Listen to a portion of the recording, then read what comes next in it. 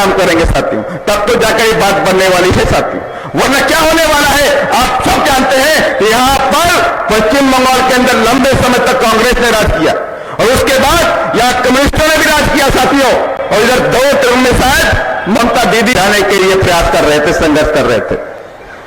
और एक कांग्रेस की पार्टी और कांग्रेस के लीडर पूरी ताकत लगाए हुए थे कि बाबा साहब डॉक्टर अम्बेडकर संविधान सभा में जाने ना पाए साथियों। और उस वक्त बाबा साहब ये चाह रहे थे कि मैं बंबई प्रांत से जीत करके संविधान सभा में पहुंचूं और इस देश के अंदर जो हजारों दलितों, गरीब हैं, जो आदिवासी हैं, जो पिछड़े समाज के लोग हैं, जो सदियों से इस देश में गुलामी की जंजीरों से जकड़े हुए हैं, उनकी जंजीरों को तोड़ने का काम करूं। लेकिन वो लोग करोड़ों दलितों, आदिवासियों, पिछड़ों को क्या होगा, जो सदियों से गुलामी के जंजीरों में जकड़े हुए हैं, इनके साथ में आप न्याय नहीं कर रहे हैं। तो अंग्रेजों ने इस बात को समझा, बाबा साहब की बात को मान करके कांग्रेस से कहा कि जब तक आप बाबा साहब डॉक्टर अम्बेडकर को संविधान सभा में नहीं लाते हो, तब तक हम आपको पावर का ट्रांसफर नहीं करने वाले साथियों। तब जाकर के कांग्रेस सत्ते में आई और कांग्रेस ने अपनी एक सीट, पुणे की सीट MR जयकर की खाली करा करके बाबा साहब डॉक्टर अम्बेडकर को मजबूरी में संविधान सभा भेजने का काम किया साथियों।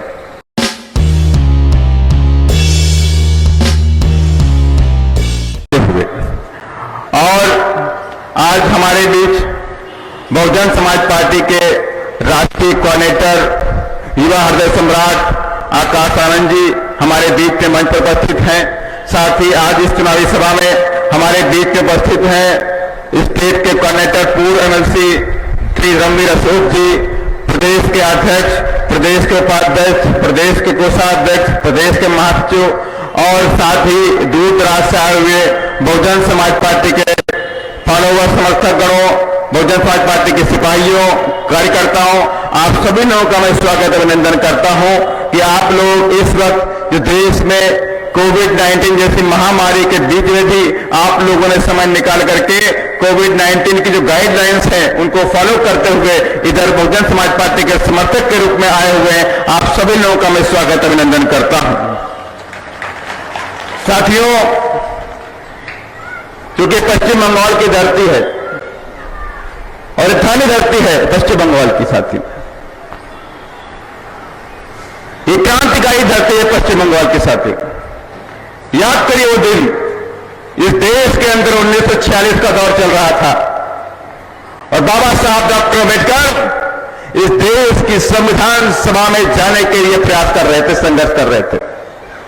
और एक कांग्रेस की पार्टी और कांग्रेस के लीडर पूरी ताकत लगाए हुए थे कि बाबा साहब डॉक्टर अम्बेडकर संविधान सभा में जाने ना पाए साथियों।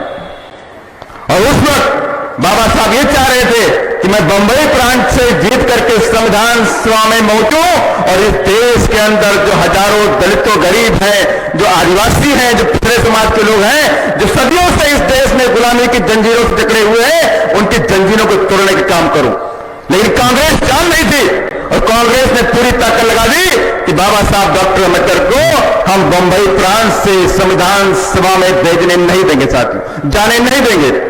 तो धन्य है ये पश्चिम बंगाल के लोग, जयसोर खुलना जो उस वक्त भारत का पार्ट था, वहां के नमोसूत्रा लोग, वहां के मुस्लिम समाज के लोगों ने बाबा साहब से रिक्वेस्ट किया कि बाबा साहब डॉक्टर अम्बेडकर आप हमारे यहां आ जाइए, हम आपको अपने आंख जिता करके इस संविधान सभा में भेजने का काम करेंगे साथियों।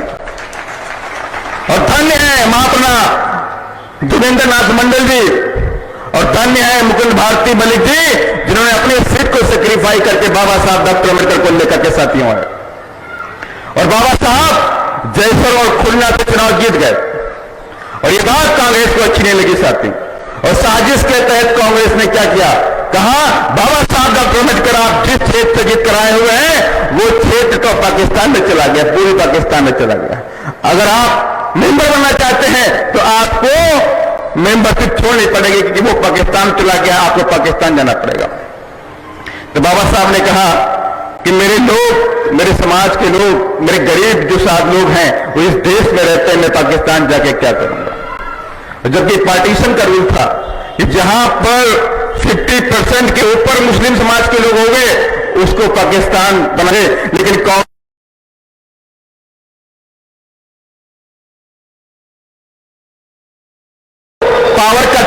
करके चले जाओगे, अपनी पावर कांग्रेस के हाथ में देकर चले जाओगे, लेकिन उनका क्या होगा? ये करोड़ों करोड़ों दलितों, आदिवासियों, पिछड़ों को क्या होगा? जो सदियों से गुलामी के जंजीरों में जकड़े हुए हैं, इनके साथ में आप न्याय नहीं कर रहे हैं। तो अंग्रेजों ने इस बात को समझा, बाबा साहब की बात को मान करके कांग्रेस से कहा कि जब तक आप बाबा साहब डॉक्टर अम्बेडकर को संविधान सभा में नहीं होते हो, तब तक हम आपको पावर का ट्रांसफर नहीं करने वाले साथियों। तब जाकर के कांग्रेस सत्ते में आई और कांग्रेस ने अपनी एक सीट, पुणे की सीट MR जयकर के खाली करा करके बाबा साहब डॉक्टर अम्बेडकर को मजबूरी में संविधान सभा भेजने का काम किया साथियों। तो इसलिए मैंने कहा, ये धरती जो क्रांतिकारी धरती है, और हमें ऐसा विश्वास है कि क्रांतिकारी धरती से ही बाबा साहब के सपनों को पूरा करने का बिगुल फूंका जाएगा साथियों। आप सब ने देखा है देश के अंदर जो बाबा साहब का जो सपना पूरा हुआ, उत्तर प्रदेश के अलावा किसी और प्रदेश के अंदर आज तक बाबा साहब का सपना नहीं पूरा हुआ। उत्तर प्रदेश में मारिया बहन जी ने उत्तर प्रदेश में 4 बार मुख्यमंत्री बनी, तो 4 मुख्यमंत्री बन करके बाबा साहब की विचारधारा पर चल के बाबा साहब के सपनों को पूरा किया साथी। लेकिन ऐसी आवश्यकता हमें हर प्रदेश के अंदर दिखाई पड़ती है कि हमारे बहुजन समाज के लोग, आपको जगना होगा और जग करके बाबा साहब की विचारधारा को देश के अंदर लागू करना पड़ेगा साथी, तब जाकर के बात बनने वाली है साथी। और बाबा साहब का सपना क्या है? बाबा साहब का एक ही सपना है, the capture the temple of power for your emancipation.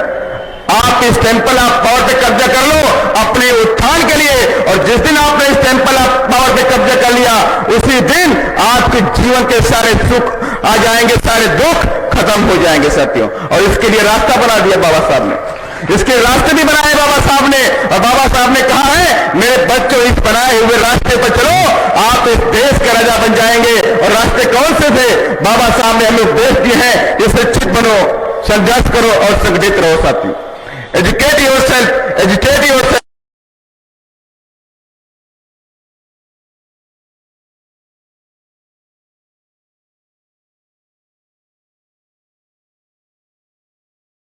और यूनाइट योरसेल्फ।